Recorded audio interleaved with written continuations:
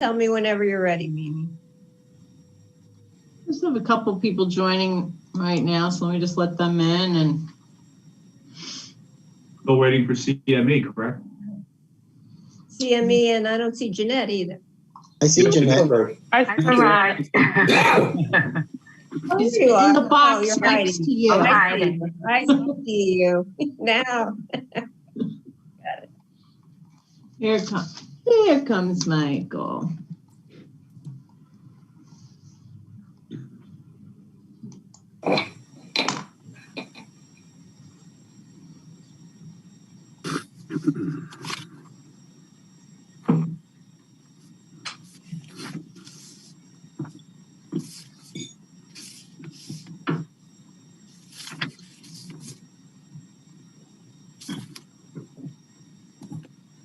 You know what else I'm excited to see? The sun for the first time in a couple months at this time at night.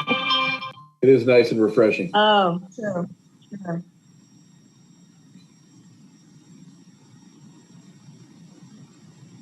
Forgot to mute my phone.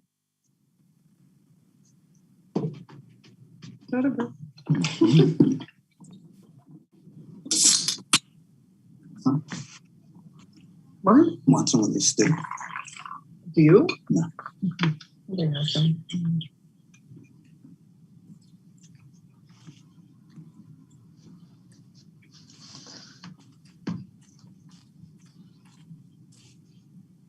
I'd like to know how to change it more. My things just seem to come up as Abby instead of my first and last name, which I don't care about.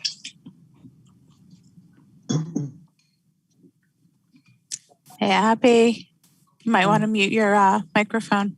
I just tried to mute her for her. Thanks, Abby. I believe we have everyone in now. If you'd like to start, Trina. Okay. Start the recording, Mimi. I'm ready. Oh.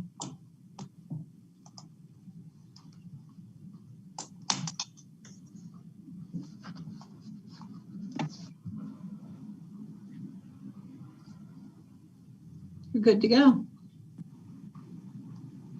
Okay, thank you. Good evening. I'd like to call the regular Borough Council meeting of March 22nd, 2021 to order. This meeting has been properly advertised in the Home News Tribune of January 13th, 2021, according to Public Law 1975, Chapter 231. Due to COVID-19, this meeting is being held by means of the use of electronic communication equipment via online video conference provided by Zoom.us. May I have a roll call, please? Council President Farkas. Here.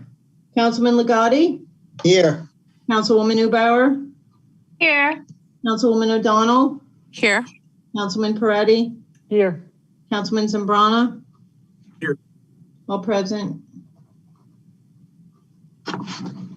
Thank you. Next, we'll have a moment of silence followed by a salute to the flag.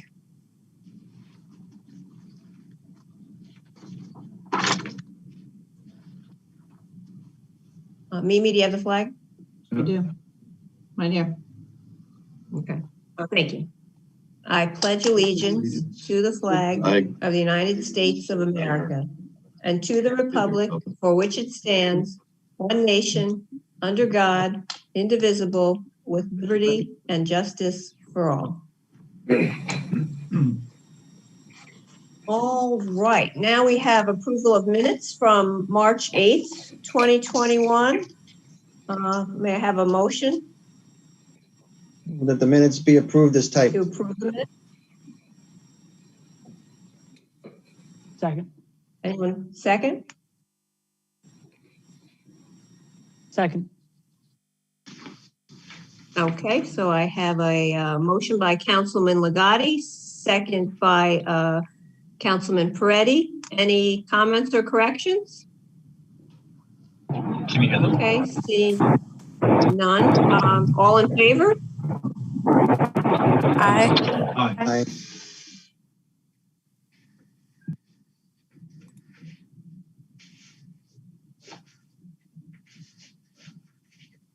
Motion carries. Thank you.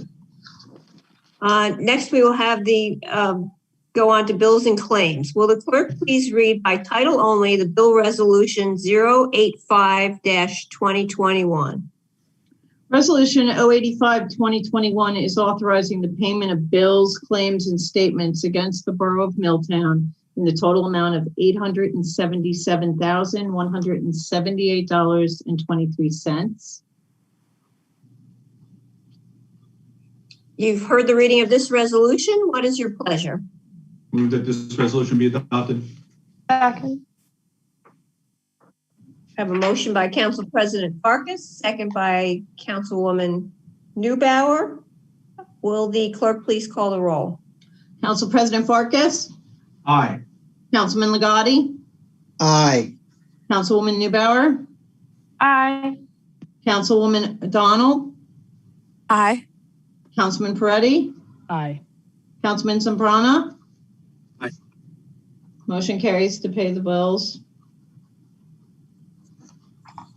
Okay. Thank you. I just wanted to tell the folks that are here for the presentations that we do have, we had to redo the order a little bit because we have an attorney here. So we're just going to go through a few things and then we'll get to your part. First, we have comments from the audience on resolutions. If any member of the public wishes to speak on any of the resolutions, please identify yourself to the clerk and say your name and address for the record. These comments are limited to the resolutions on the agenda.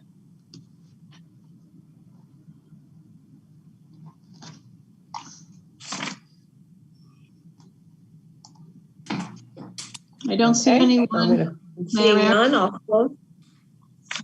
Okay, we'll close audience comments and we will go to introduction of resolutions. When voting on resolutions, all matters listed under the consent agenda are considered to be routine in nature and having been reviewed by the Borough Council will be enacted by one motion. Any item may be removed from the consent agenda at the request of any council member, and if so removed, will be treated as a separate matter. Any items requiring expenditure are supported by a certification of availability of funds. Does anyone have any resolutions they'd like pulled from the consent agenda this evening?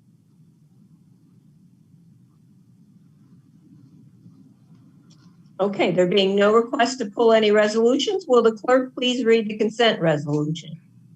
Whereas pursuant to the rules of council, the council may establish a consent agenda for any regular or special meeting. And whereas the borough clerk has posted a consent agenda for this meeting.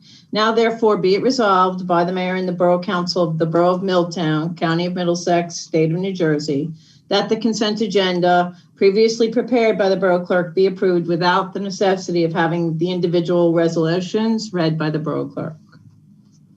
You've heard the reading of this resolution. What is your pleasure? Make a motion that the resolution be adopted. Second. I have a motion by Councilman Ligotti, second by Council President Farkas. Any discussion? Will the clerk please call the roll? And this is a motion to approve resolutions 86-2021 through 95-2021. Council President Farkas, Aye. Councilman Ligotti, Aye. Councilwoman Newbauer, Aye. Councilwoman O'Donnell, Aye. Councilman Peretti, Aye. and Councilman Zambrana. Aye. Motion carries. Thank you. Next, we'll move on to the settlement resolution.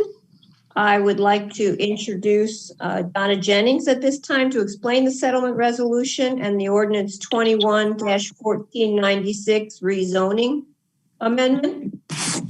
Good evening, everybody. Donna Jennings from Lentz, Goldman and Spitzer.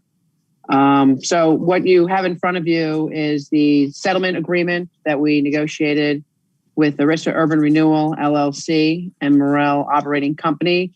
That is, for those who don't recognize their names, basically the Acme supermarket site.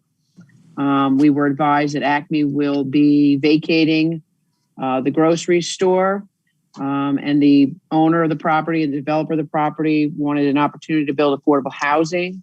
If everybody remembers, back in December of 2019, we had adopted some overlay zones to address our third round obligation for affordable housing.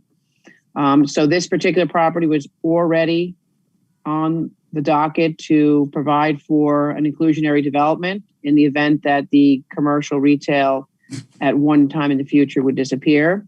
And the reason the overlay zones were in place, just so you understand, is the borough is out of vacant land. And so other than the never-ending Ford Avenue site litigation, in which there's supposed to be a 350 unit development, which will trigger 70 affordable units, 64, which will cover entirety your second round obligation. We only picked up a few extra to cover your third round. And the borough's third round obligation is 158 units. So you can see we are far short of the 158 units. So we have what's called an unmet need. And we worked with a special master, who is the person that works with the judge, directly with the judge, with Fair Share Housing, to come up with overlay zones in the town where we could possibly in the future build additional affordable housing. It was required. We didn't get anywhere near the 158 units. There just is no property left in the borough. But this particular site was cited to provide for affordable housing, and it's was zoned for 15 units to an acre.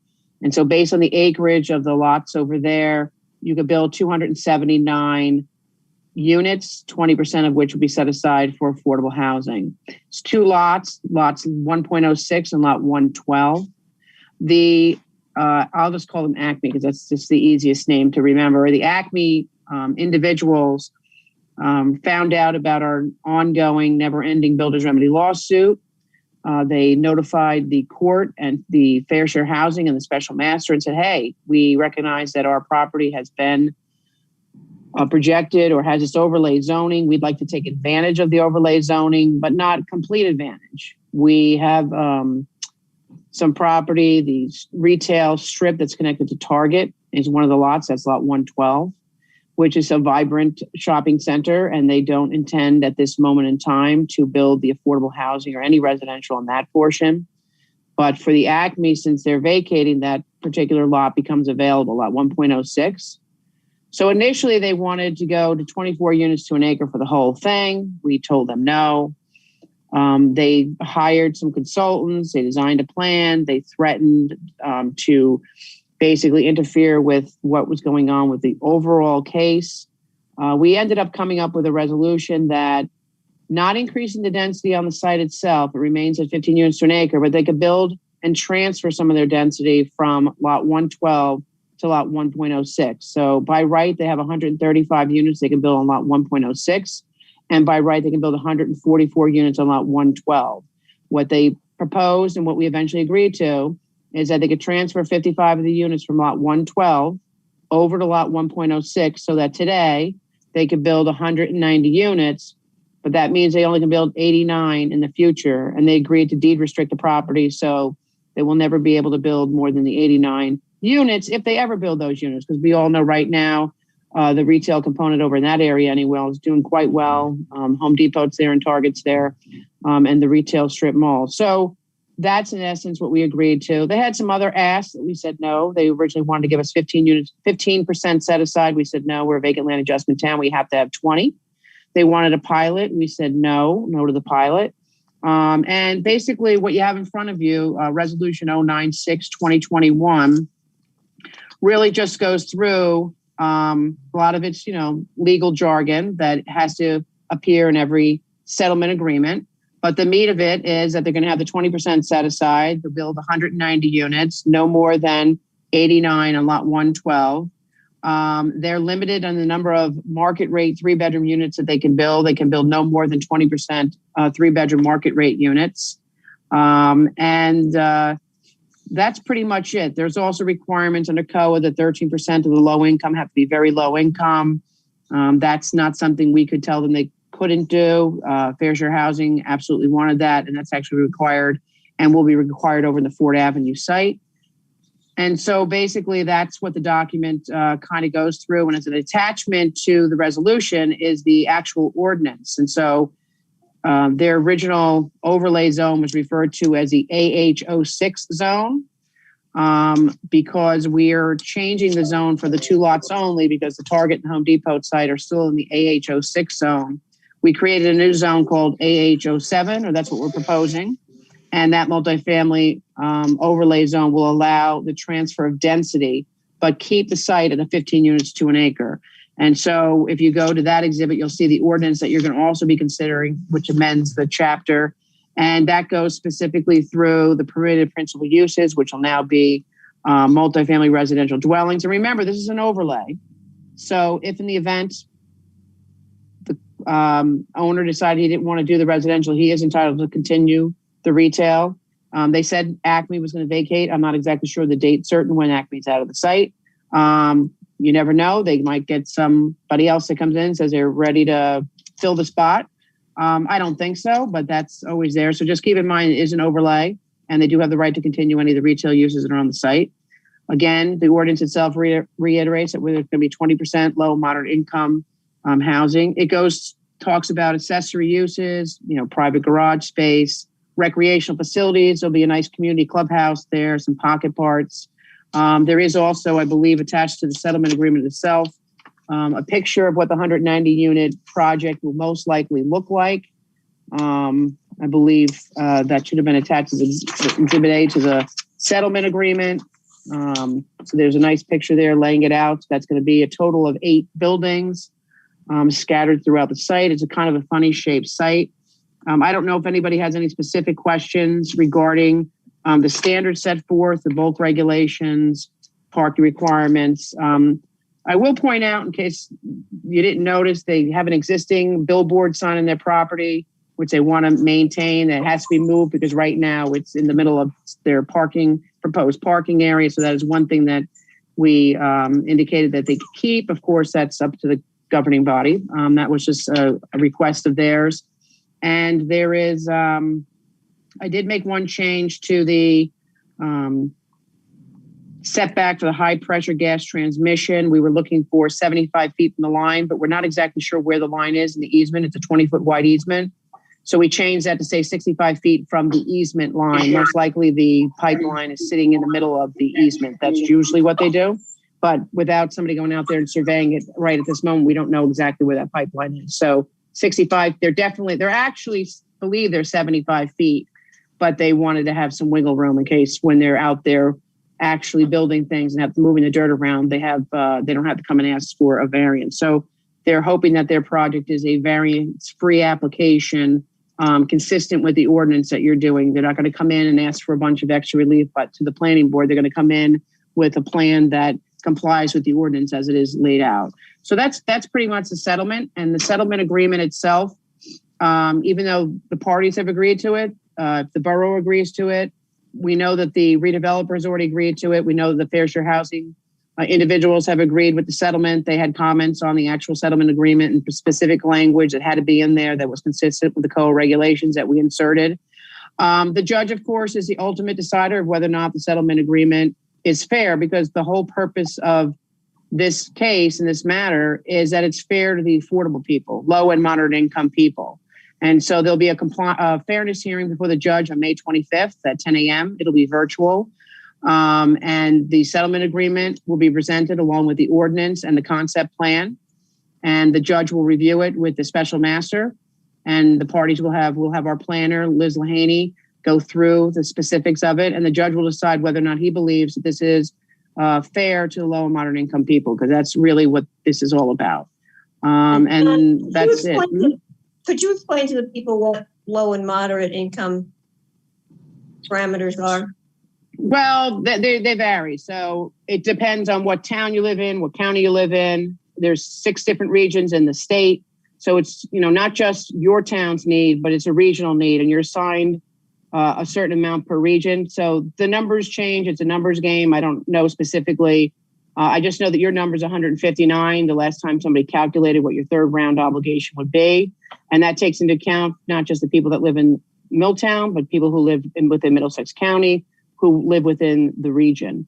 And income, for example, how do I qualify for low and moderate? That's also depends on where you live, depends on how expensive your housing stock is, depends on how much you make, it depends on how big your family is. So I couldn't tell you specifically what it is. That's just really, obviously if you live in North Jersey, housing prices are a lot more expensive. So you can make a much higher level of income and still qualify for lower moderate income housing.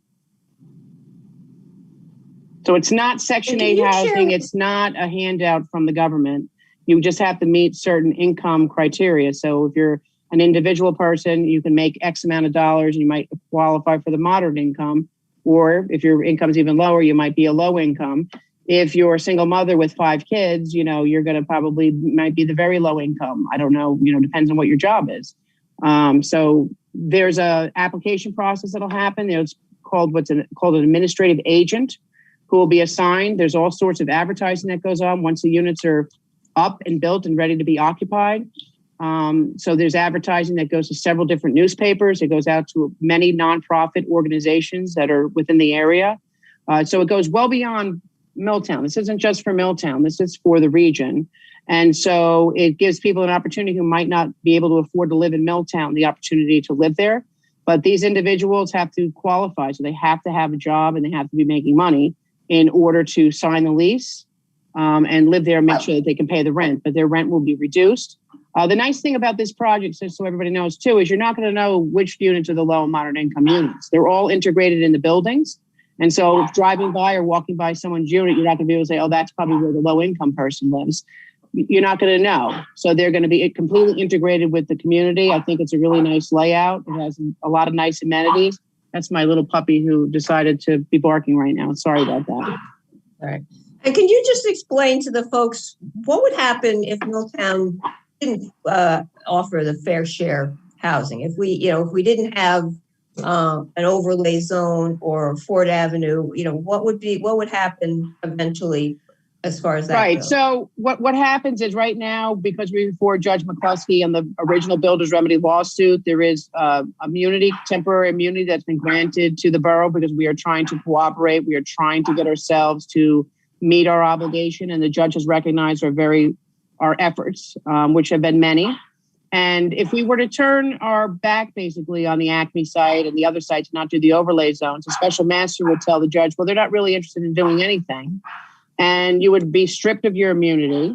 And another person, like the Ford Avenue site, could file a builder's remedy lawsuit, and we could be looking at 24 to 30 units an acre at this site.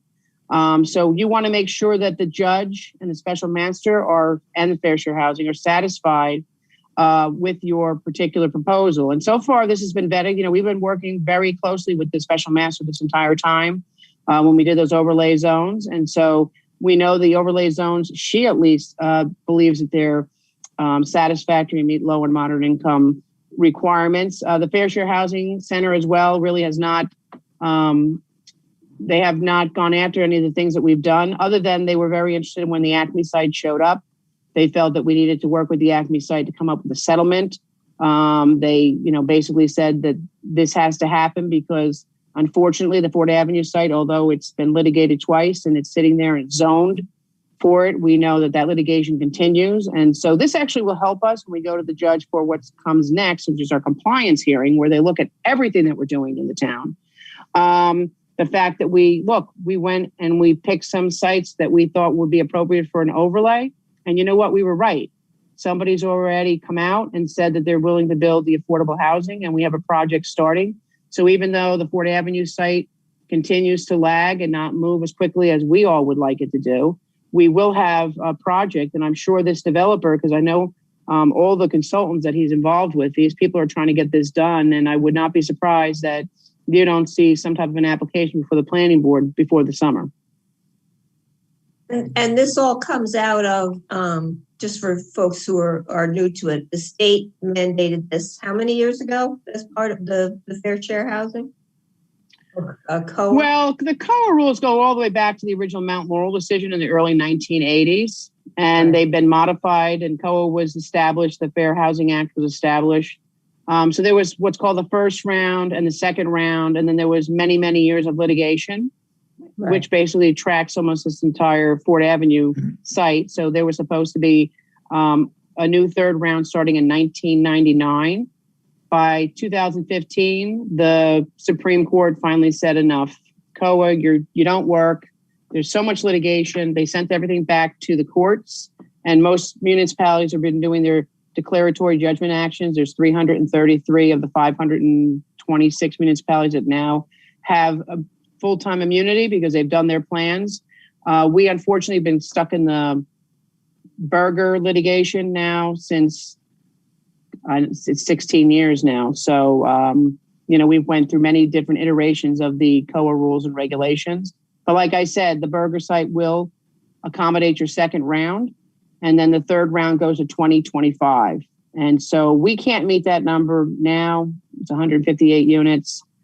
Even if we develop all 6 of the overlay zones that were identified, the Acme site and the Home Depot site really is the big site. All the other ones are a couple lots here and there that if you combine them, you could get a couple of units here and there. And that's it. There's just no more vacant land in the town. Does anybody else from the council have any questions for Donna? Yes, Mayor. Donna, if you don't mind explaining what a pilot program is to the folks that are listening to this meeting. Okay, so a pilot is, I'll just give a very basic. It's a payment in lieu of taxes. And so it gives basically the developer a tax break. And what's a benefit to, there is a benefit to the municipality in the sense that you get to keep more of the taxes and not share as much with the county and the school board. And so some towns like the pilots and some towns just say, no, we just want you to pay the taxes. We're going to do the ratables and you're going to pay what you're supposed to pay just like everybody else and not get this discount for 30 years on your property tax. And that's essentially what it is. And of course, there's all different kinds of percentages, and I really couldn't give you a complete and full explanation because it would take an entire day to explain exactly how it all works. But that's essentially it. And of course, this individual wanted a pilot. Borough, the redeveloper wants a pilot, and it's been the borough's position not to hand out pilots. So no pilot on that site, no pilot on this site. Donna, before you go, would you mind explaining to everybody that's on the call here, and this will be broadcasted after the fact. Can you please explain once again, I know you did this in the beginning of your presentation, but could you explain what was allowed and what this governing body and yourself negotiated it down to for everyone, just to clarify that we're working hard to keep it manageable. And if you can just do that one more time, I'd appreciate it. You mean on this particular site? Yes, on this particular site, Acme. Right. Okay. So what it was is on the overlay zone that was approved back in 2019. This is a 15-unit to an acre site in which they could build 279 units on lots 1.06 and lot 112. So that's 135 units on lot 1.06, 144 units on lot 112. Puppy, stop. Come over here. Sorry about that. And so in any event, what they wanted to do initially was go to 24 units to an acre, which we were absolutely not going to have. They had a plan for it and everything. Through negotiations, we did agree with them that they could transfer some of their density. So lot 112 has the retail building connected to the Target. And they don't really want to take that down right now because it's a viable retail facility. But because the Acme site's vacating, they thought they have a better opportunity of building and actually realizing residential on lot 1.06. So what they asked us to do was transfer 55 of the units that they were allowed to build on lot 112 onto 1.06. So instead of 135 units being built on 1.06, they're going to build 190, 135 plus 55. But at the same time, they agreed to deed restrict lot 112 and not build any more than 89 units. And so in the future, that's less than 15 units to an acre because that's 55 units less than what they were allowed to build. And so they think that that would possibly be a viable project, but either way, it's going to be restricted. So they can't come back to us in 5 years and say, we kind of made a mistake. We really wanted to build 144 units on lot 112. It fits. The answer there is going to be no, there's a deed restriction. It's very difficult to lift a deed restriction, You have to go to court, actually. You can't even, the governing body can't just lift the deed restriction if they wanted to.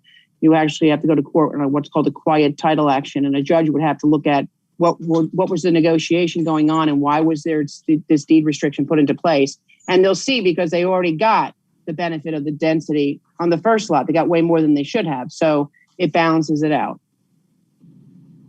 Thank you. Anyone else have any questions?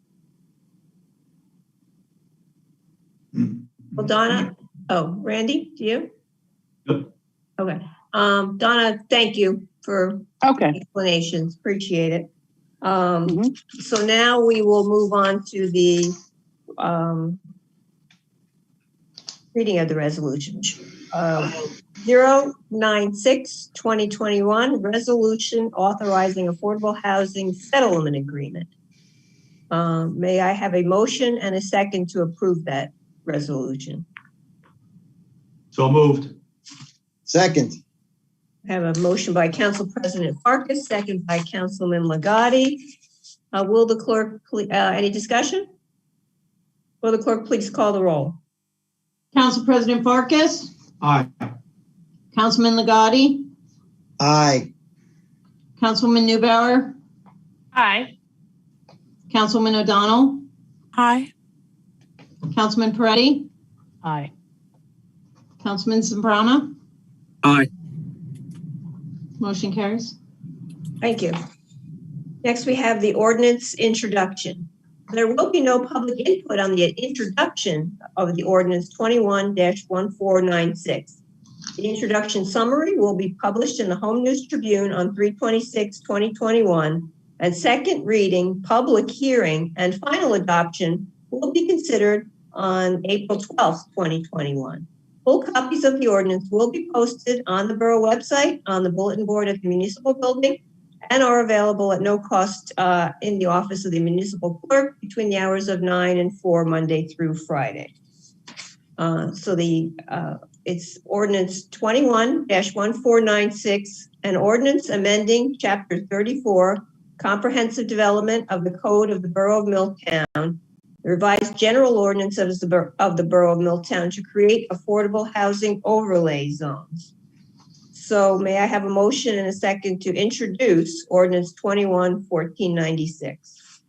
Move that the motion be adopted on first reading, published according to law, and that a public hearing be held at our next regularly scheduled council meeting on April 12th. April 12th, either in council chambers or via Zoom, COVID pending. Second.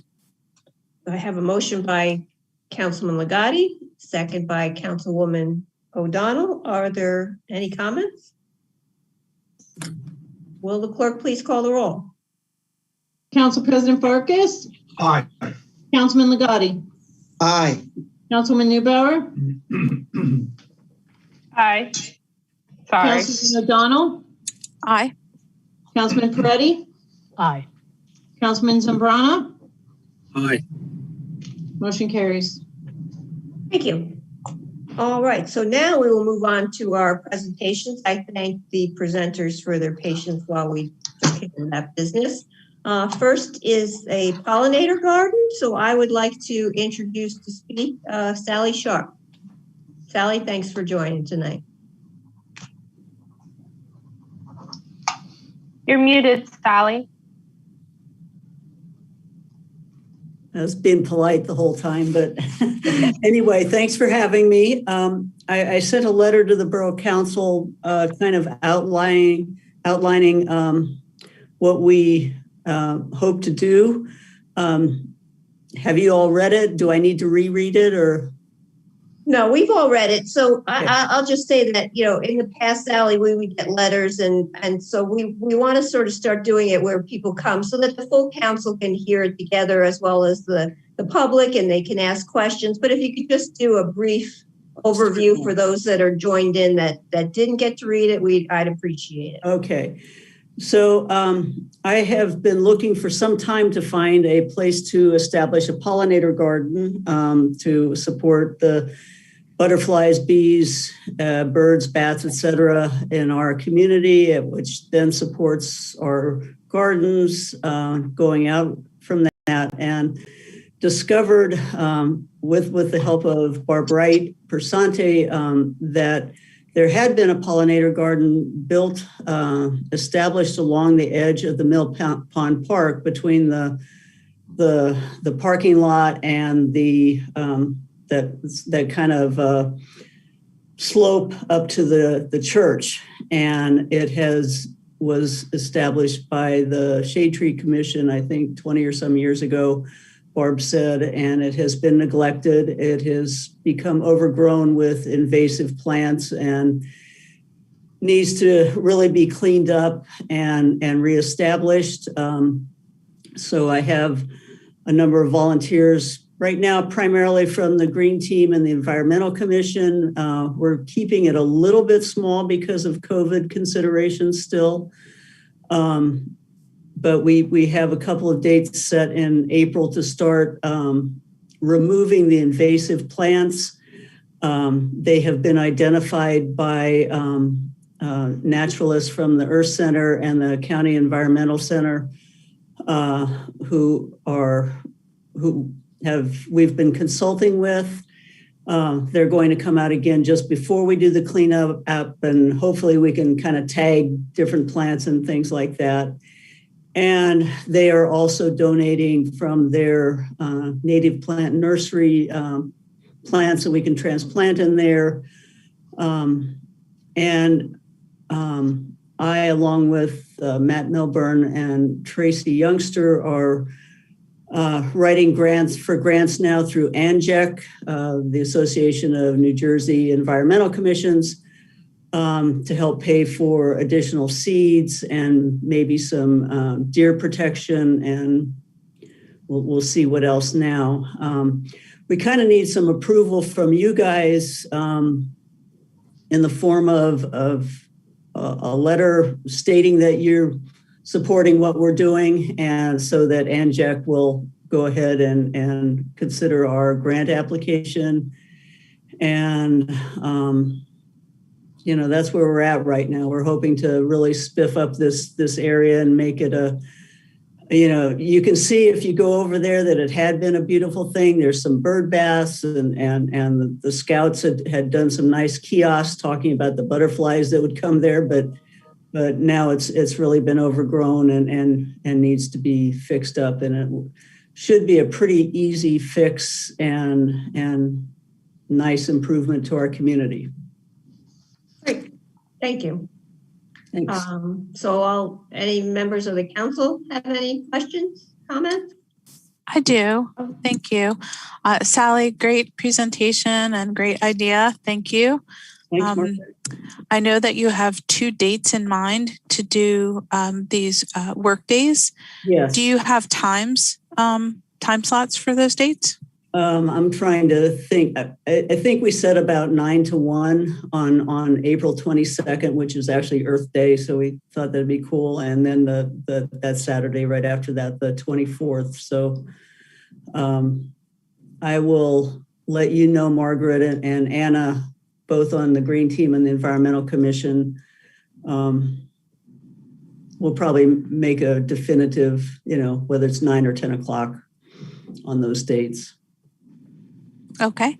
And you asked for borough resources for assistance, things like trash bags and a pickup, I guess you'd say, by the DPW. Do you have an idea of the volume? How many bags that you would need, or can you picture like a truckload, 2 truckloads, how much you're asking of the borough? Yeah, in terms of the garbage bags, it's probably like a handful. I've been over there, and there's a little bit of garbage that is blown into the area, but it's not terrible. In terms of what we'll be taking out, maybe 1 or 2 of the smaller trucks, but if it's a garbage truck, like one load, I'm sure. I spoke with Ralph some months ago about about this, and he said he didn't think it would be a big problem to send a truck over and clean it up off of the parking area after we'd pulled things out of the Pollinator plot. Okay, and the last thing I noticed was that you asked about mulch, and I was wondering if you had an idea of that quantity. Not yet. We just don't know at this point how many plants from the Earth Center nursery that we'll be getting that we'll need to kind of mulch around. So, I would say a load, probably will be more than sufficient, if Ralph can provide that from their tree cleanups and whatnot. And just to confirm, the idea of what you're doing here is keeping some of the plants, because there are beneath the invasive species, there are good solid plants, and you're trying to get rid of what doesn't belong and had kind of taken over. Okay. Yeah, and if you look there now, there's already daffodils coming up. So I'm sure it was a beautiful planting in its day, but. Great. Thank you. Those are my questions. Thanks. Okay. Thanks, Margaret. Anybody else?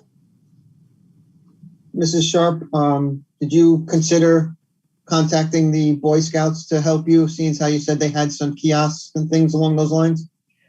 When I first thought of this project 2 years ago, was at a different site, but I absolutely assumed that we'd be contacting Boy Scouts, Girl Scouts, 4-H clubs, etc. I'm a little concerned right now with COVID, wanting to keep it a little more manageable. If in the future we have to do a further cleanup, maybe next spring, let's hope we can have all the high school kids out there. It would be lovely, but I just don't want to go that route right now. Understandable. Thank you. And Nick, one consideration that was discussed in the Environmental Commission was that the idea of keeping some plants and getting rid of others lent itself to people who knew plants well to do this particular cleanup. And in the future, when it's, put mulch over there and everything's going to get mulched or something like that, that it could involve those who knew plants last or were learning about it for the first time. Anyone else? I have Sally, will this help with the sustainable Jersey at all? Is this going towards any of the levels that we're looking to achieve? I'm certain it will fit into some category there. Haven't totally looked this up yet, but I'm sure it will. Okay, good. And then just to sort of dovetail on the what we were talking about with the scouts and stuff, what's the plan for longer term maintenance post-COVID? Will you have like a schedule or who's going to maintain what you've planted and make sure that we don't wind up back like we are now? Yeah. At this point, I'm thinking probably running it through the Environmental Commission to keep some eye on it. The grants through ANJEC assume a year project, so hopefully we can get it in good shape this year. And if we need to do some more next year, we will. But I'm sure at the end we can come up with a scheme to get in there once a year and see if we have to do any other invasive clean out and whatnot. Okay. So great. Thanks. Well, thank you very much. Really appreciate it. And thank you for coming to present. I think it was good that everybody got to hear the great idea and we all got to ask our questions. So much appreciated. Thank you. Thanks a lot for having me. All right. Next, we will move on to the Milltown Education Foundation spring clothing and miscellaneous items. I'll introduce Jill Hetzler. Hey, everybody. Hi, Joe. So we are hoping that we could run a clothing and items drive at the gazebo at Mayor Bradford Park on Saturday, June 19th. In the past, this has been a 2-time-a-year fundraiser, and last spring that went out the window. And we actually resumed it again for this past November on Election Day, had a really good turnout. We're able to make a lot of money to put back into the schools. So we're hoping that we could do that again on the 19th, as I said, which is in June. I also was informed through the Recreation Department that that is possibly the opening of the pool that weekend. So it would be a nice little collaboration if everybody's in the area to kind of drop your items. That would be then turned into money for the schools and go out to people that need it, because all of the things that are donated don't get resold, they don't get shredded, they actually do get pushed throughout around the world, the clothing and the toys and all the other items for those who are less fortunate and need some of those things. So we're just hoping we could have that event again and really continue to grow our fund so that we can keep producing some nice programming in the schools. Great. And that's how you've been doing that for many, many years now. Yes. It has improved a little bit. We have little signs up of where you can put certain items, so it's easier for us to organize when the truck comes.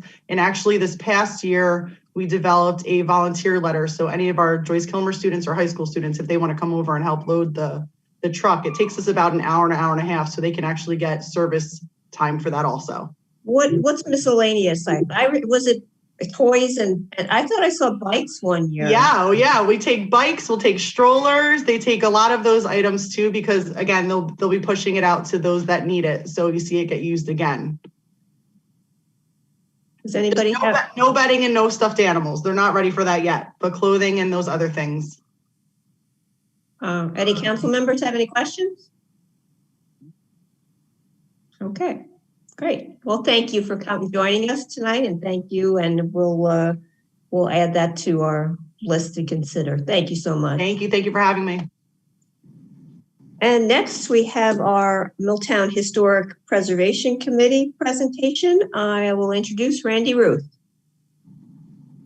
Thank you. Thank you, Mayor. Hey, Mimi, got a quick question. Am I able to share my screen for this presentation? Yeah, I'm pretty sure I already turned it on. You should be good. So you should be able to share yours. All right. Let's make sure that this is working. You should see the beginning. Can you confirm? Not yet. I don't yet. Now, I do have it. I just don't know if you'll be able to manipulate through it. Oh, I see. You want to move it? I mean, so now we can start to see it. Starting. I actually had it. There we go. Okay. I just actually had to say share. Yep. Okay. Now we can see it. All right. So thank you everyone for allowing me to present this. It's been a long time coming because I have no idea when the last presentation was to Borough Council, but I assume it was a long time. I'll try to move through this relatively quickly. So as a brief overview, tonight we're going to be going over basically the criteria, what makes a structure or some sort of building have a particular historical significance. Then a list of historic sites within the borough, which was essentially created many, many years ago. Some recommendations to both Borough Council as to the recommended utilization or preservation of historic sites. Kind of dovetails into what might be more appropriate for the planning board. So we'll sort of touch on that where possible. Go over the promotion, which includes the advisory, educational, and informational elements of the Milltown Historic Preservation Advisory Committee, and an update on grants and funding. So when we talk about the criteria, what makes something have a particular historical significance, it's really, most places really base this on the 1966 National Historic Landmark Preservation criteria. This isn't anything new. This isn't anything that the committee has came up with. And it really addresses 4 key areas. There are other elements, but really it comes down to a place having some sort of associated historical event. Maybe a significant person may have lived there. You could have a building that embodies a distinctive characteristic or type period. So think like if there was a neoclassical building within the borough, or maybe even something like firehouses, something unique to a particular time or era. And then there's another key point here, which would have been the information that might yield information to prehistory or history. And an interesting point I'd like to make about that is that the Myers rubber plant was deemed by the New Jersey State Historic Preservation Office at one time as being a significant contributor to the history of rubber in the United States. So that's something to be proud of. Another part of this criteria involves, generally we like to think of buildings being at least 50 years old. There's a lot of buildings that are over 50 years old within the borough, but not necessarily everything is considered historic. It has to be exceptionally important. It has to be unique. There's exceptions to that. It could have some sort of architectural significance. Think maybe the Guggenheim Museum in New York City. So something that really stands out that may not at the time during when something would be nominated isn't necessarily 50 years old, but really definitely is a landmark. And another part is it possesses integrity. Now, integrity is quite subjective, but I try to articulate it as something that invokes a feeling of being historic. So it's a little abstract, but when we're dealing with arts and history, things are a little bit more abstract in general. I want to move on to what is the list of historic sites within the borough. As of right now, there's one historic district which involves the Raritan River Railroad right-of-way. So that railroad is historic. It has nothing to do with necessarily Milltown in particular. That historic district was created many years ago because it transverses throughout Middlesex County.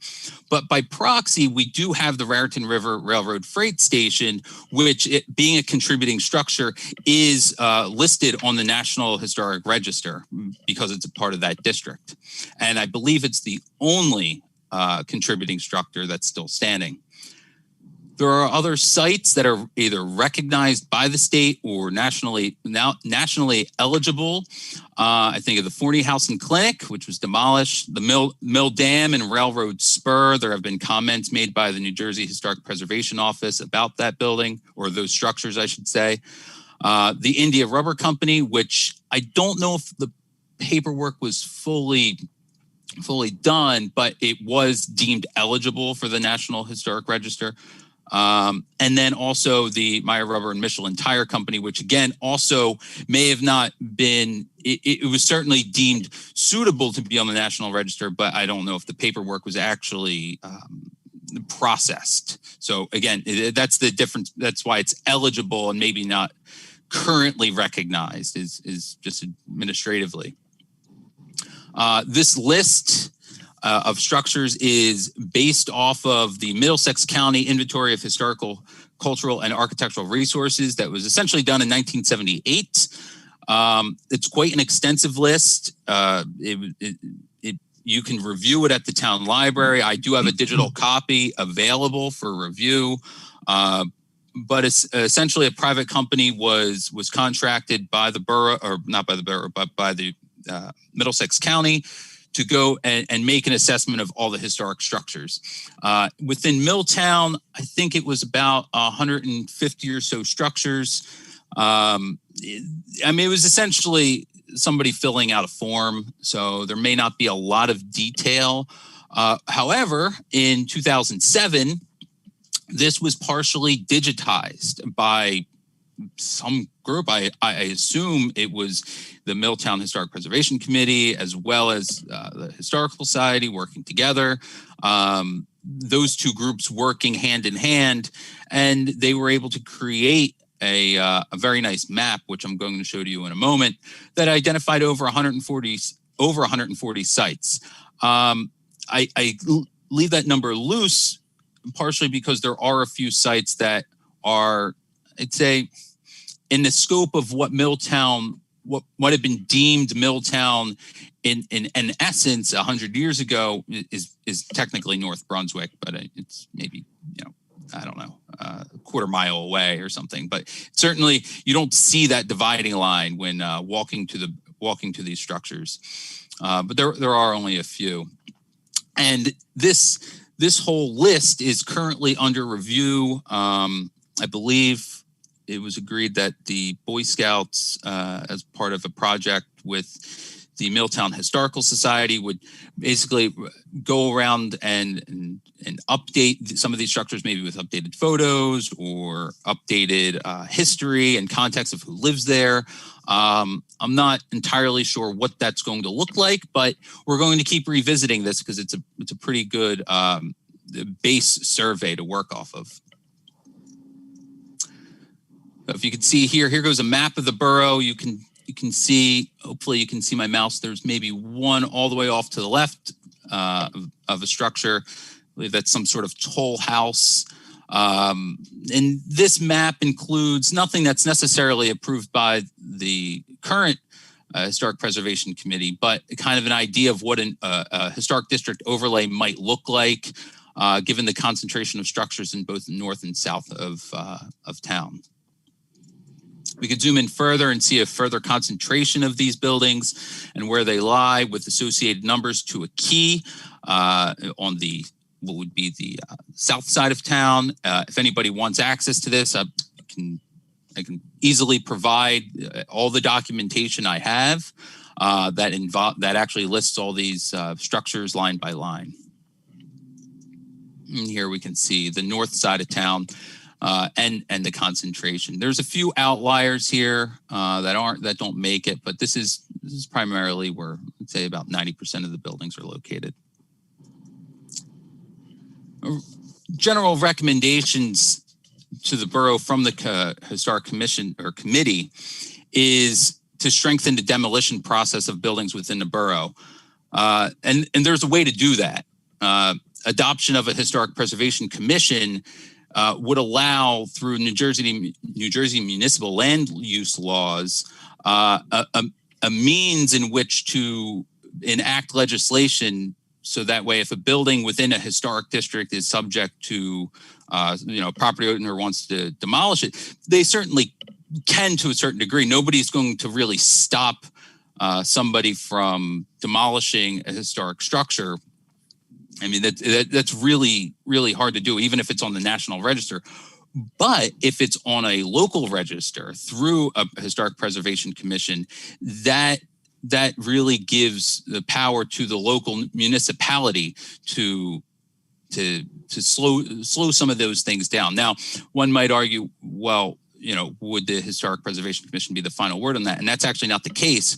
It's my understanding that the municipal land use law, if somebody wanted to demolish a building that was deemed within a historic district, and the hypothetical Historic Preservation Commission were to deny that demolition, they would simply go to the combined Planning and Zoning Board for a final vote.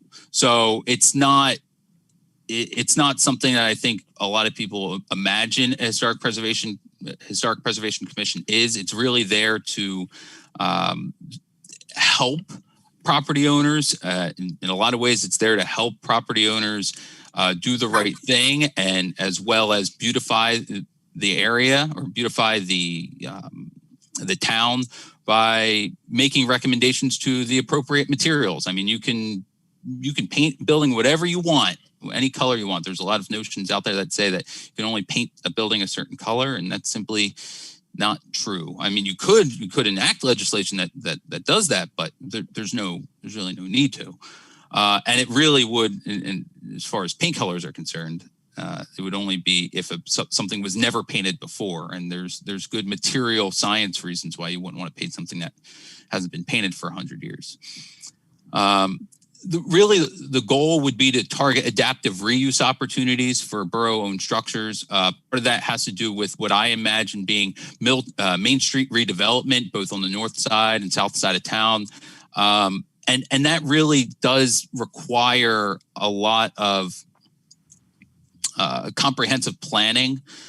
This is where this presentation is kind of, teeters on both being a presentation to Borough Council as well as the Planning Board. But, having some sort of redevelopment plan for the borough, so that way grants and things like that, which I'll touch on, can be targeted with a cohesive plan in mind. And as something to point out, there's been numerous studies that in this case, $8.53 or $8.53 of every state dollar invested, or every $1 returns $8.53. So, that's just a number I'm kind of pulling out from one particular study. The point is that when you invest money into redevelopment and you incorporate historic preservation and follow the methodologies that work in other municipalities, you will see a positive return on investment. Another important thing is to mention that, there are structures within the borough that were listed as Preservation New Jersey's 10 most endangered, and that those were the firehouses that are owned by the borough. They are borough property. I don't know if, I guess right now might be a good time to mention that the South Street, the South Main Street Firehouse, that there are a lot of potential opportunities for borough use or maybe, county use. What those are need to be fully explored. As I understand it, the borough is looking at all sorts of different ways to recoup some of the funding for the new firehouse. And, there's different ways to go about recouping money. A simple one may be to sell a municipal property. Another might be to repurpose it and essentially invest in it. So that way, over the course of, say, 15, 20 years, you may be able to get a better return on investment. I think that's something that should be explored.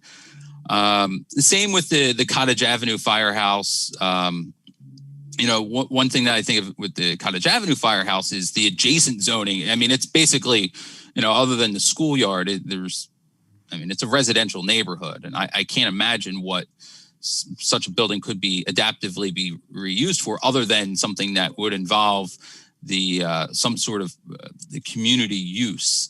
That being said, addressing the first bullet about strengthening demolitions, there are methodologies without creating a historic preservation commission to strengthen demolition, and that would be something as basic as that the borough currently has the authority to do, which would be some sort of deed restriction, saying if you want to repurpose the said ex-municipal owned property, that you can't demolish the building. That's, as the attorney said earlier, I think that's pretty strong thing to do. It says that even though if we don't understand what we're going to be doing or what all the repercussions are of selling a property, it definitely shows a strength in the commitment to historic preservation. And the other part is to really consider community input from a survey, which I'll touch on in just a second. So that takes us to the promotion of historic preservation within the borough. And one of the things that was put together was a survey, which I believe will be published through the borough website via a news flash. I think I had thrown out there possibly using the Nixle system, but that got shut down. That's not allowed, which is fine. But really just having a basic survey with some basic questions about historic preservation, and really to take the pulse of the community on how they view historic preservation. Another thing, case in point, on the borough website would be a specific landing page. This hasn't been something that I've brought up to anybody, but it's become more evident to me that we need a place for advisory materials and documents, such as what do you do with a 100-year-old building? What resources are available? Where do you go to preserve it if you are so inclined? And there's a lot of misinformation out there, and specifically in terms of coatings and restoration materials, that I think it would be, if we at least even reiterate National Historic Preservation or National Park Service preservation briefs, it's a place to start. Following on the heels of that would be running community workshops. I think of, wood window restoration or basic foundation, repointing of foundations, using the right, those proper materials is really important. So that way the structure can not only stand for a longer period of time than, let's say, the current 50 to 150 years, but continue on much longer without causing the property owner in the long term an adverse costs or associated with inappropriate materials. Another thing with promotion would be to partner with the rec department on non-traditional activities. We have talked about a few different things within our meetings. I think we're just really getting our feet wet in what that looks like. And as those activities become evident, I would gladly be able to present them in one fashion or another. Next being grants and funding. I've looked at a lot of different ways to try to get money to do something, whether it's for the, moving the railroad or maybe for, the firehouses, for example. I'm still not sure what the outline of what the process is. And there's lots of different ways to do it. I don't know if the borough can offer a process or an outline of what that looks like if we're not using a public-private partnership and exclusively going through the borough. It would definitely be helpful with the committee moving forward. But with that in mind, we really need a public-private partnership, and that's because many of these grants require private organization, so a 501c3 to distribute the funds. And currently, the Historical Society is one group that potentially could do that. They're not equipped at the moment to do that. But, I think when I think of revitalization of a community and bringing on these multiple different organizations and groups to really comprehensively redevelop and think about what Main Street could or should look like, I almost imagine that it should be some sort of the private partnership with a more overarching mission. So not necessarily a historical society. They could be, but if there was something more of like a revitalization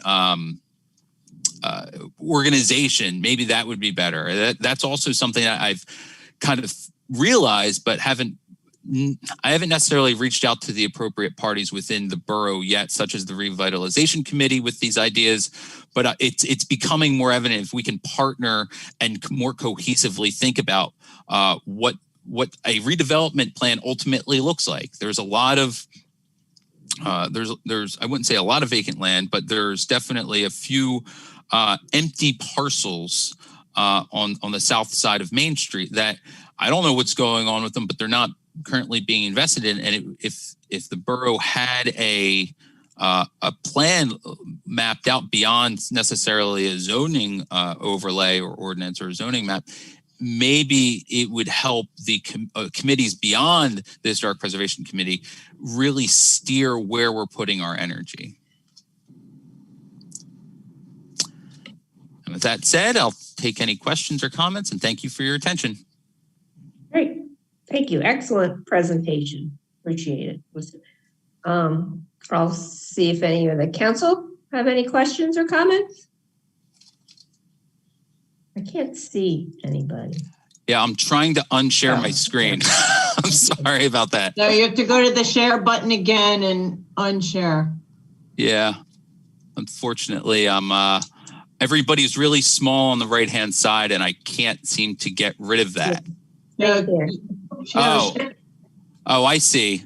There we go. We're good. There you go. Sorry about that. Good job. Yeah, no, that's fine. We've all been so there. Now I can see everybody. Everybody's on mute. Anybody have a question? More of a comment. I just want to thank Randy for coming. I know I'm part of the Historic Preservation Committee. So like Randy alluded to, part of the committees when they first were created was a responsibility to give presentations to the borough on preservation efforts and the goals of the committee. And as Randy started, I don't know when the last time that was done, if ever. I don't want to say it's never been done because it's not like I can adequately say that without looking at every single borough meeting since its inception. But for the most part, I know it has been done recently. So I really want to thank Randy and the committee putting a lot of effort, consolidating a lot of information and putting that together for us. So thank you, Randy. Much appreciated. Thank you. Randy, I have a couple of questions for you. One of your slides referenced an understanding of the process through the borough and talked about an outline, and I couldn't quite understand what you meant by that. Okay, yeah, let me. So it's been told to me in the past that if the committee wanted to apply for a grant, and this is, I think, mostly before I really dug really deep into it, and I was looking at different resources from the borough to begin with, it was that the borough council would have to approve some sort of grant, and then we could move forward with it. And that's exactly what I mean. It's like, it's vague. I don't know what that looks like. I didn't know what that was really referencing. It's hard to do some of this grant work when it seems like there's always some unknown step along the way. So if there was what that slide was really, or that bullet was really alluding to, is if the borough had any known process for grant applications. It doesn't have to be historic related. It could be with any sort of grant that the borough has approved in the past. Any examples would be useful. Or like I said, if there is a more complete, comprehensive known process, that would be useful for us. Okay, thanks for clarifying that. And my other question was, toward the end of your presentation, you referenced a number of empty parcels on Main Street, and I wasn't clear whether you meant borough-owned property, which is something we might have a plan for, or if you meant privately owned, which we wouldn't necessarily have a jurisdiction over. Yeah, so that was referencing private property, but I think it doesn't really matter. I guess, let me clarify. So the recommendations for the Preservation Committee to the borough isn't just about borough-owned property. It's about basically even private property within the borough. And yeah, I guess the presentation was a little, it hopped around from both private and public-owned property, but I was referring to specifically private property. I mean, if there's a plan for that, I don't know what that looks like, and the borough would, I assume, have a plan in terms of those parcels by way of zoning. Okay, well, thank you for clarifying. No problem. Madam Mayor, just to help out Randy a little bit here, if the Milltown Historic Preservation Committee has a grant, and I'm assuming they are working diligently on all different kinds of grants, I think the issue, Randy, is that that's a loaded question for the borough because all grants are different. Some are in-kind contributions, some are matching in funds. You know, it's a whole different gamut. To get you started on the right path, I would say if you research the grant, if you're really interested in doing it, we don't employ grant writers. So basically you would have to do most of the historic, not you personally. When I say you, I mean just the Historic Preservation Committee would have to research the grant. You would maybe have to write it, and I would run everything through the business administrator. And I think she would really much be able to guide you on this is in kind, this is matching funds, this is that, this is the other thing, just to get you started on the right path. I'm not, if you're asking for a guideline, I think that's your best route because grants are funny. They're all different. And that's the problem, is that there probably isn't a one straight guideline for you. Absolutely. Thank you, Nick. Yeah, you really did. Thank you for the comment. That's been the challenge, is that there are a lot of different grants. The thing that I'm coming across primarily is I was under the impression that everything for some reason had to go through the borough. And it seems like there's a lot more grants that don't go through the borough. A lot of them really do need to be essentially funneled through a private-public partnership, if not just a public or a private partnership or a private organization such as a 501c3. But there are other ones that are kind of weird and do use both. Do you have the name of that individual who would be the best to reach out to? So I would just chime in and say, work it through your committee with James, and then James will go through Jeanette, our BA. But, one of the concerns is, we have to run it through the committee and see, because if there was something, say, that you applied for a grant for, and it turned out to be a matching grant, then you could get the grant, but we may not have the matching funds. So it needs to be done in a process through the committee and through the business administrator. Absolutely. Thank you. Makes sense.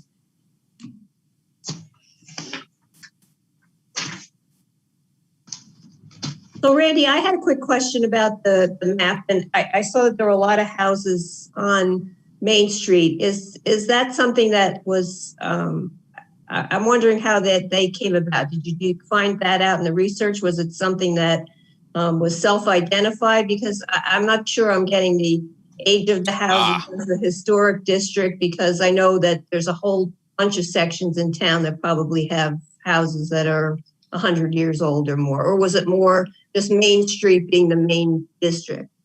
So that map has a lot of mystique to it. I first came across it on a private website, and it was like, well, who put the time and effort into this? Like, what the heck? Right. There's still some mystique to it, but ultimately, I've identified it as being a survey that was done. That's all rooted in all those properties that are in that survey on that map were identified in 1978 through the county. Through the county? Through the county, yes. So those, and I mean, they essentially paid a consultant to go around and identify what they thought was historic. And like, there's some buildings on there that, I'm like, really, that built house is on there, but that house isn't. It's not an end all document. It's just the most comprehensive one that's currently available. Now, when you consult the 2007 survey, so there's this list and this map, there's also some notes and some pictures that are in an Excel file, which is there to supplement or really add to that original 1978 survey. And that survey can be, pretty comprehensive when we start talking about some of the, let's say, the Methodist Church. There's, let's say, a paragraph or two written up about that. But some of the houses, it just says clapboard siding, has this architectural style, and that's it. I mean, it's really, it can be really that basic. And there's a photo that you can't see. I was wondering if people that even lived there knew about it. That was the other thing. Like, do people that our houses are identified, that's a long time ago, so they could have new owners, or are they even aware of this? And again, we don't know exactly how it all came about. I never saw it before, so thanks for bringing it all to our attention tonight.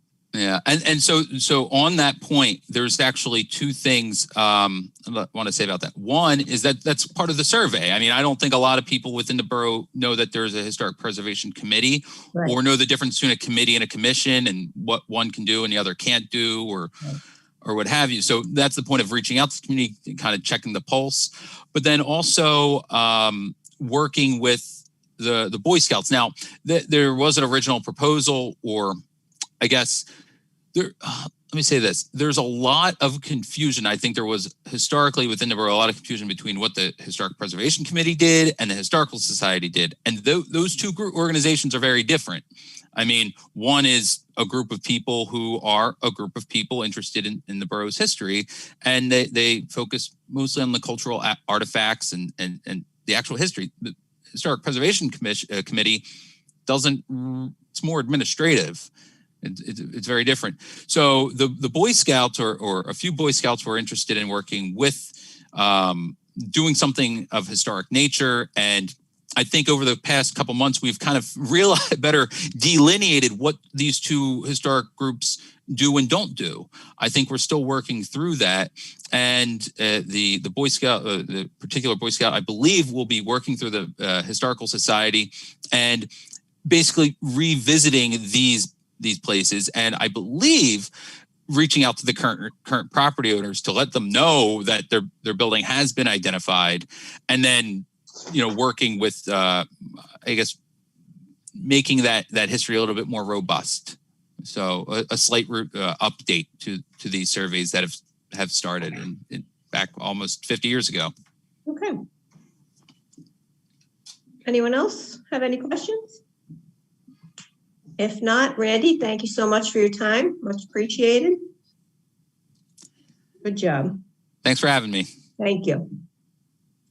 All right, now we will move on to council professional and mayor's report. I'll start with the Department of Finance, Administration, and Planning, Councilman Phil Zambrano. Thank you, Madam Mayor. I have three very short reports tonight. Earlier this evening, as part of the consent agenda, we authorized a temporary budget, which was set to end at the end of this month. Between now and and that's in place to cover now between now and the time that the budget is officially submitted for the first time. We continue to move forward with the 2021 budget. We have a budget meeting, a finance budget planning meeting scheduled for this Wednesday, where we will look to finalize the budget. And if all works well, there may be a submission or a presentation, I should say, of the budget, the 2020-21 budget at the next council meeting. My next report is a short one concerning the Milltown 4th of July organization. Just wanted to say that the Milltown 4th of July meets on the first Monday of every month, and that I'd like to send a shout out to all the residents of Milltown to keep their eye out for any dime to donate. It's a big fundraiser, supplementary fundraiser this year to help the 4th of July as they cautiously and optimistically continue to fundraise in the hopes of having a 4th of July celebration this year. And my last report is for about the Revitalization Committee, which meets on the second Wednesday of every month. There are some plans to restart the potting program, which went on hold last year because of COVID. Earth Day is this year. Again, talking about starting the potting program again. And just to say that we're looking for collaborations amongst all the different committees in town. So it's good to see Randy Ruth give the presentation about the Historical Preservation Committee to kind of partner with different committees to revitalize things in town. Again, the committee meets on the second Wednesday of every month, and anyone wishing to attend can send me an email to my borough email, and I will send you the Zoom link. And that completes my report, Madam Mayor. Thank you. Sounds like the Revitalization Committee is going to be hearing from the Preservation Committee. So, yes. Next, we have the Department of Public Safety, Councilman Nick Ligotti. Thank you, Madam Mayor. Just one short report tonight. The March 2021 Milltown Senior Center report. The Milltown Senior Center remains closed during COVID-19 pandemic. They are receiving many calls for information on COVID-19 vaccines. There is a county vaccine program for homeward bound seniors. The Senior Center has information on several residential care facilities regarding their upcoming programs and webinars. The Meals on Wheels is up and running. For information on any of these items, please contact our Senior Center Director, Debbie Cuddy, at 732-296-0681. And that concludes my report for tonight, Madam Mayor. Thank you, Councilman. Oh, by the way, Councilman, for public safety, I saw the virtual tour of the new firehouse, and it looked great. You all did a great job on that. So thank you. Thank you. Next, we have the Department of Utilities, Council President Randy Farkas. Thank you, Madam Mayor. For the month of March, the electrical substation was inspected daily throughout the month. Street lights were repaired and replaced at 4 different locations. Various staff members took tests associated with the Northwest Lineman's College. Record snowfall caused flooding of the sanitary sewer system and an overload of our primary lift station. The lower level of the station had to be pumped out and cleaned. Several days were spent closely monitoring the station and supervising temporary pumping. A motor vehicle accident broke a pole on Riva Avenue, causing an outage to the surrounding areas. Milltown Utilities worked with South River Electric to make necessary repairs. Power to our Riva Avenue sewage lift station was interrupted, and department members had to install and wire a temporary generator to avoid sewage backups and spillage into the adjacent waterway. A brass grounding terminal broke off of our diesel generator while connecting Riva Avenue lift station. Repairs were made the following day by department members to ensure another rapid deployment. Several electric meters were installed to replace defective units. Materials were moved from the old garage to the new facility, and the utilities office was relocated from 39 Washington Avenue to 50 Washington Avenue, and an organization of the new office is ongoing. And as always, please check channel 15 for utility updates. And that completes my report, Madam Mayor. Thank you, Council President. Next, we have Department of Public Works and Recycling, Councilwoman Anna Neubauer. Thank you, Madam Mayor. Tonight, for the DPW, I have, along with all regular curbside collections, the Department of Public Works has the following to report. All park bathroom floors have been painted. The DPW painted 3 offices at the Borough Hall.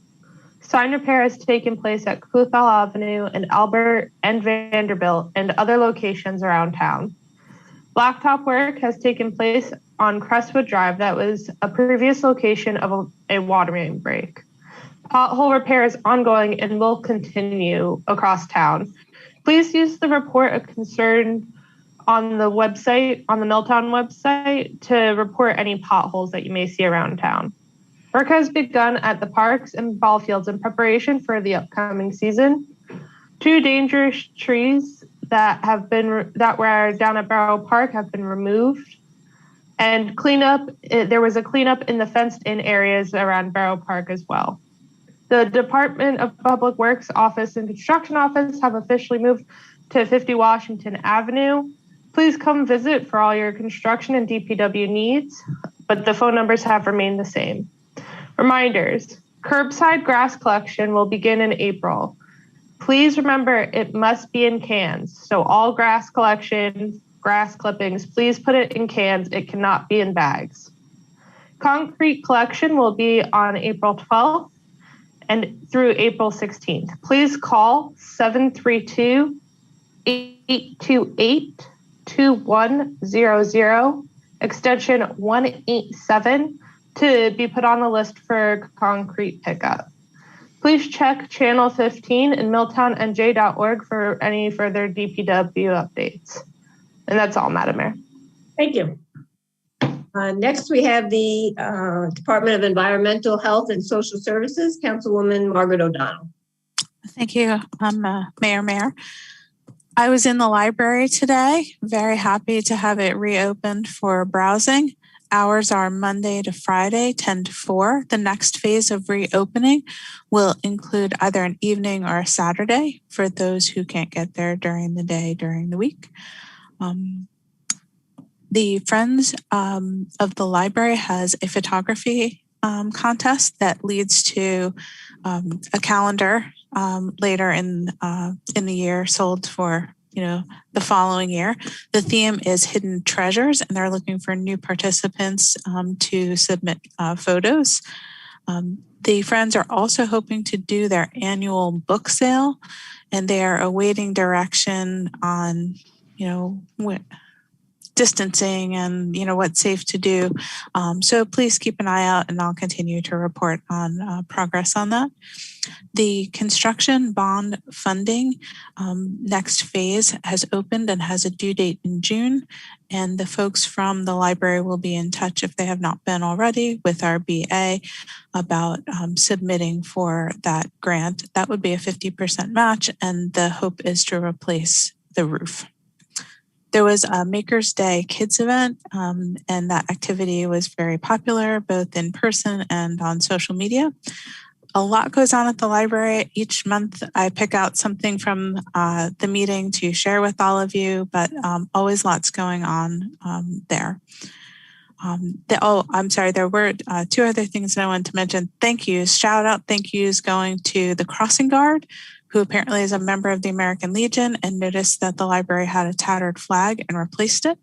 And another shout out to the DPW for keeping snow and ice removal, staying really on top of all of that and keeping the area around the library safe. In terms of the Board of Health, we will be having a meeting tomorrow night, always on the fourth Tuesdays.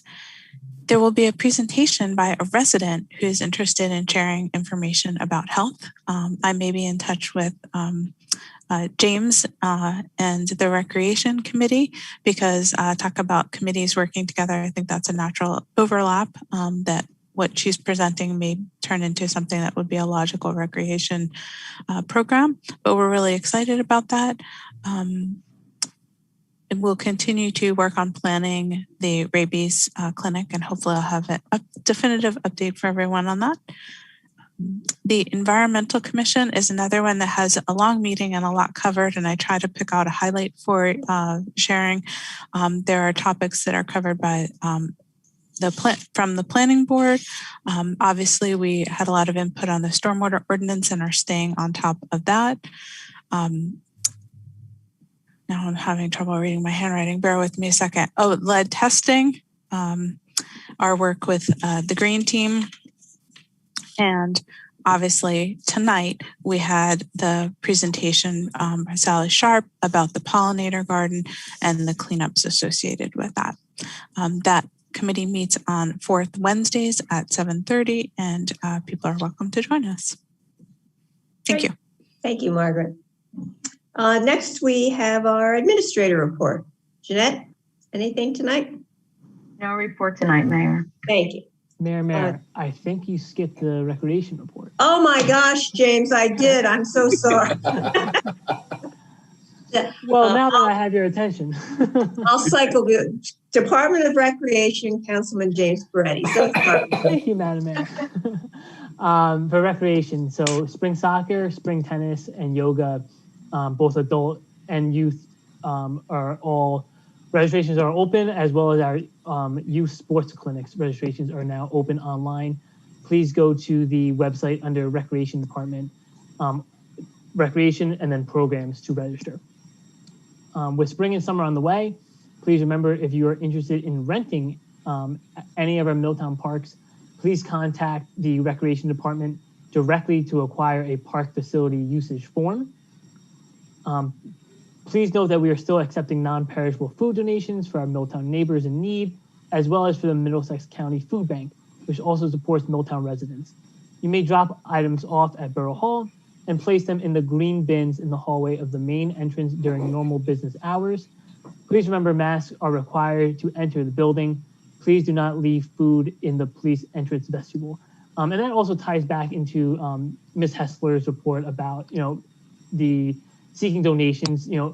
Milltown is a great community. Please make sure, if you have non-perishable food, please make sure we're supporting our Milltown and county neighbors. It's a really nice program that Milltown has been recognized for how well we participate in that. So, but finally, just that, thank you for your continued safety and patience during this time, and we look forward to having our spring and summer programs starting up soon. And that concludes my report. Great. Thank you, James. Sorry about that. No problem. Okay, now we will move on to our engineer's report. Mr. Mike McClellan. Good evening, Madam Mayor, I have a fairly lengthy report. I'll try to go through it as quickly as I can. I understand the hour is late. First, as you know, the underdrain and curb and sidewalk improvements on Tracy Drive are ongoing, and we will keep you up to date. It's mostly curb and sidewalk at this point, but things seem to be going well. The weather has been favorable. As you know, we did some soil borings in the area of the Gloria Bradford Park. We forwarded them to the contractor or the company that actually provides these services. I reported last month. We've got good news for them, and we've asked them to provide estimates so we can report back to the administrator and the mayor and council at your next meeting. We're pleased to report the tax maps have been submitted to the state for their review. We're waiting to hear back from them.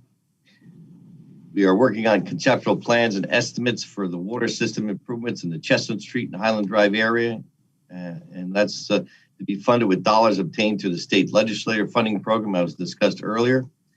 And lastly, we have, as you have done earlier tonight, you've approved final payment to the contractor for the substation in Milltown. This is your electric utility building that sits next to Town Hall. As you may know, there's been a long, lengthy process since this.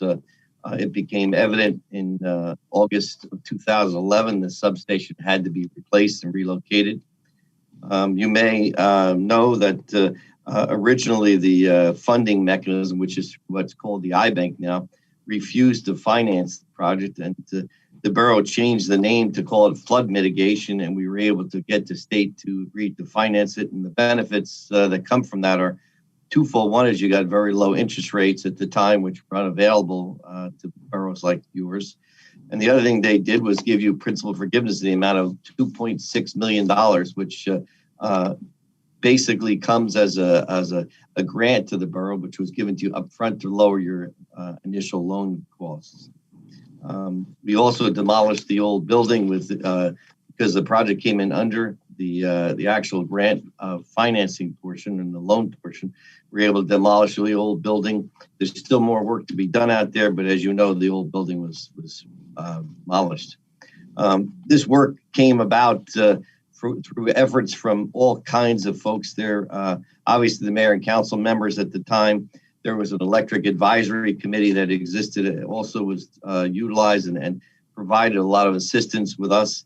The design was fast-tracked, and then Councilman Randy Farkas was there at our office probably once a week for a couple of months answering a bunch of questions.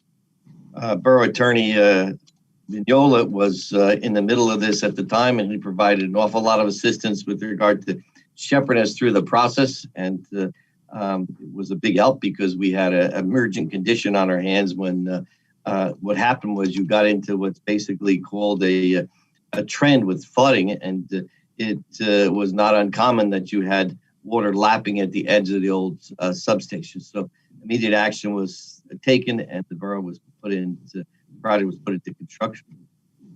Some of the project features that were recommended and decided upon at these meetings with the electric committee were the fact that there was a concrete ceiling in the building. Obviously, that's a fire prevention mechanism. We have two roofing systems in addition to the concrete ceiling so that if one system fails, the other one takes over. There's a low maintenance block on the inside of the building, which minimizes maintenance because of the electric equipment. You really don't want to have a lot of maintenance inside there. You have state-of-the-art electrical equipment, including relays that were installed at the recommendation of the committee. Firm capacity of the pump of the substation, which basically means that your largest unit out of service, you can still provide your peak demands. You have computerized output of the system through what's called a SCADA system, which is functioning. And below the building, there's a lower level cable support system, which allows access to these cables.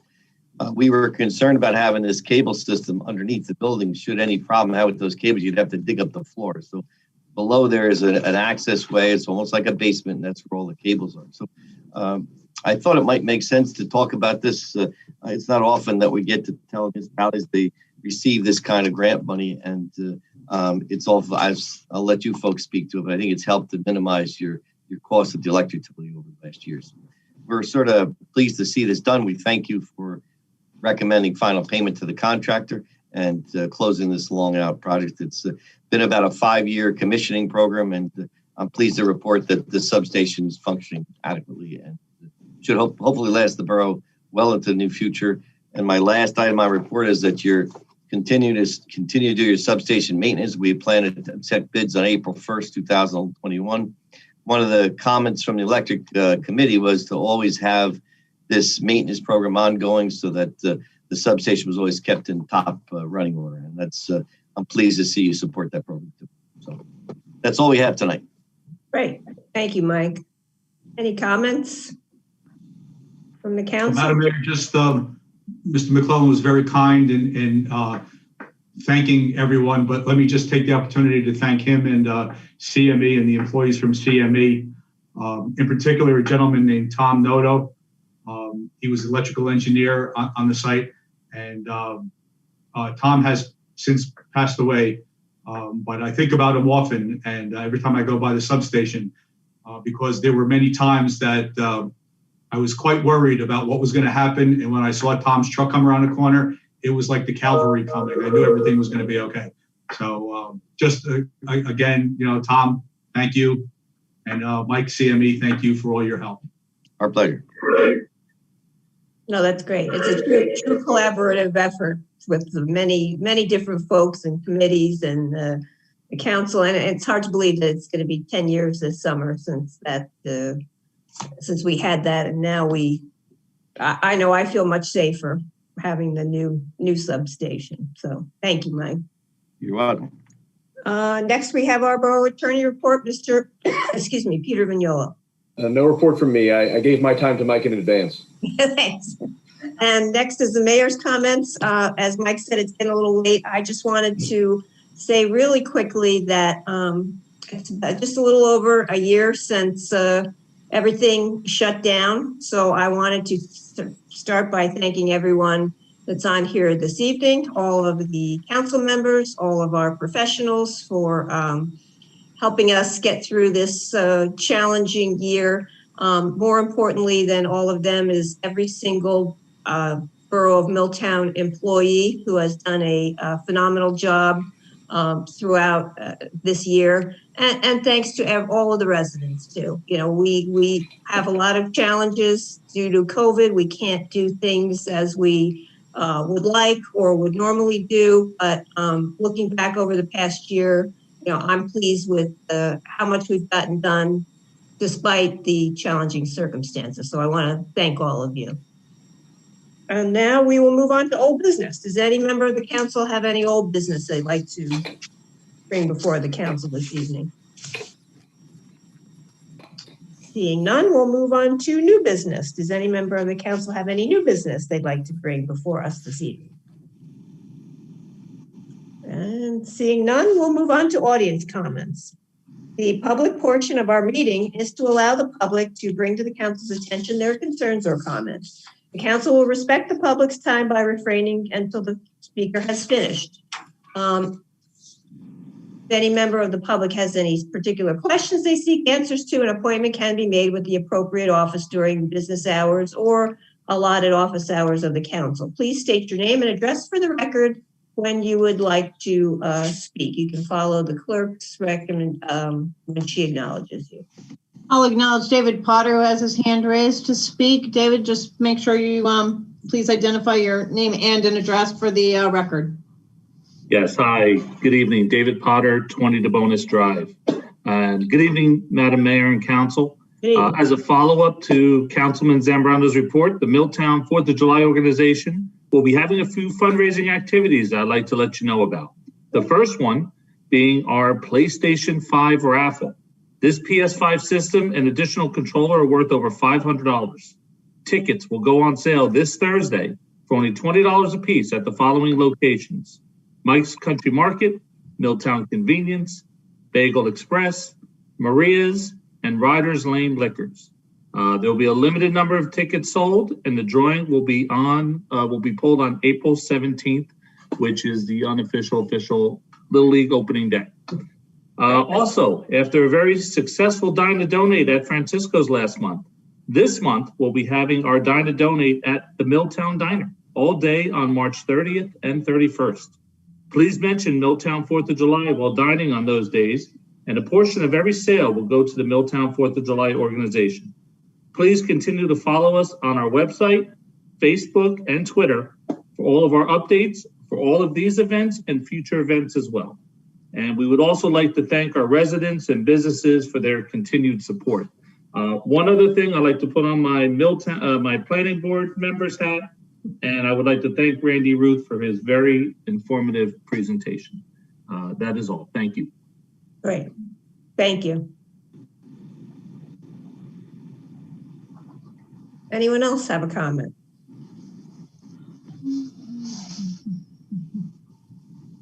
Gwen Marata.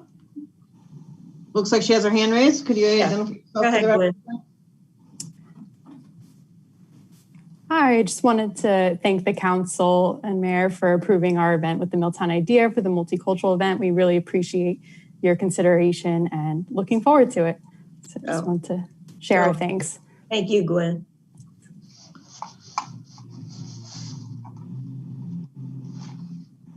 Dawn Milburn has her hand up. Sorry, I couldn't. Oh, sorry, I'm looking at my list. Okay, John. I want to apologize to the mayor and town council because I was a purveyor of fake news, I'm calling it, last time. And I'm sorry, but someone was very kind to ask me a question. I made comments, if you remember, in trying to support the idea of maybe trying to preserve firehouses and making sure that the Milltown community knew, that that was a plan to sell. I was referring back to 2012 when we had a failed resolution at one point, and I was using that as the example that sometimes we may think the borough of Milltown knows what's happening, but in that case, there was a failed resolution and then things happened. That's what I was referring to when I played back it, and I said this council, and I'm so sorry because it's not this council, and I have to say, I mean, tonight is an example of how proud I am of this council to see everything that's happening, the butterfly garden, the multicultural festival, that the presentations have been wonderful, and I'm very supportive of this council. So please accept Dawn Milburn's fake news. I'm sorry. So when you said this council, you meant the Milltown Borough Council. Yeah. When I said this council, I was referring to the council in general, not this particular council. I'm so sorry about that. I have the utmost respect for you. Please accept my apologies. I don't know if anybody even noticed, but appreciate that. Thank you very much. Anyone else? I don't see anyone else, Mayor. See anyone else? So I will close audience comments and move on to final council comment. Does any member of the council have any final comments this evening? Yes, Madam Mayor, just 2 comments. Just want to urge everyone out there, if you're eligible, to please try and get your COVID-19 shot. Going to say going for my second shot on Friday, myself and my wife. So if you're eligible, please go ahead and get yourself vaccinated. I think it's the right thing to do. Just make sure you're comfortable with it. The other thing is, I'm not sure about the dates, but I'd like to wish everybody a happy Passover and a happy Easter, because I don't think we'll meet until after that again. Right. Thank you. Same to you, Nick. Madam Mayor, just one thing. It doesn't really fall under the DPW. This is more like I noticed outside of council life. There is currently a national blood shortage. Especially if you've had COVID-19 and have recovered, if you could donate blood, we have 2 facilities in New Brunswick, one through Robert Wood and then one through the New York Blood Organization. If anyone can donate blood right now, there is a desperate need, specifically even to our New Brunswick neighbors. That's all. Does Robert Wood have a website about that, Anna, that you can go on? Robert Wood in general has a website. I'm not sure. This isn't like an official announcement. This is a sort of. Just wondering. I was thinking of doing it. I just was wondering how I could go sign up, but. Yeah, when I donate blood, I usually go through the hospital just because I work there. But the Robert Wood Johnson has a website, and so does the New York Blood Donation Services, and you can schedule appointments. And when I did donate during the pandemic, they're very safe about it. They make sure that everyone has masks on. They only schedule certain people, like so many people during the thing. It's very secure and safe. Right. I think a lot of the reason that we're having a shortage is because people think that's not safe to go to offices, but like it's scheduled one-on-one appointments. Right. Oh, look, Barbara Wright put in the chat. Barbara. You're good. Thank you, Barbara. She's on top of it.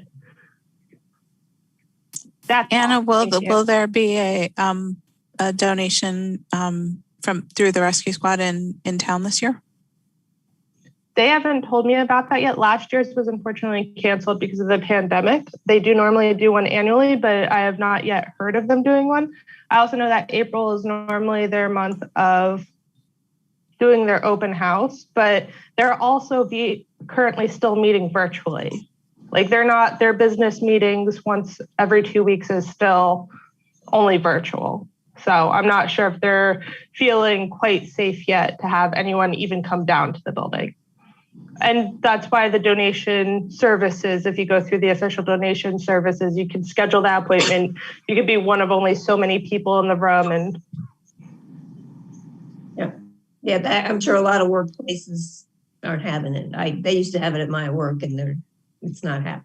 So anyway, thanks, Anna. Appreciate it. Anyone else? Seeing no other council comments, I will entertain a motion to adjourn. So moved. Second. I have a motion by Council President Farkas, second by Councilwoman Newbauer. All in favor? Aye. Aye. Okay. Thank you very much. Thanks for joining. Take care, everyone. Have a good night, everybody. Good night, everybody. You too. Bye-bye.